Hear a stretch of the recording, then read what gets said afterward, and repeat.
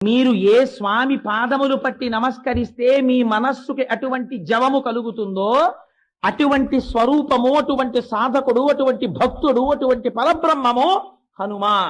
అందుకని ఆయన పాదములు పట్టుకుంటే ఏం కలుగుతుంది? మీ మనస్సుకి కూడా అటువంటి జవము కలుగుతుంది.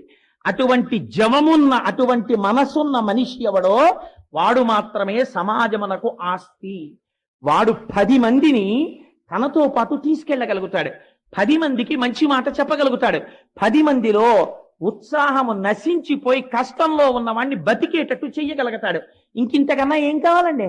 చచ్చిపోయేవాడిని కూడా బతికించగలిగితే ఎవడి మాట చెప్పాడో వాడి జన్మ సార్థకత పొందినట్టే.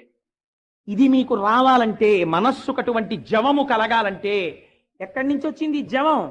బాగా జ్ఞాపకం పెట్టుకోండి. సంకల్ప వికల్ప సంఘాతమైనటువంటి మనస్సు మీరు ఏదో ఒక ఆధారమును అందించడంలో పొరపాటు పడితే ప్రమాదం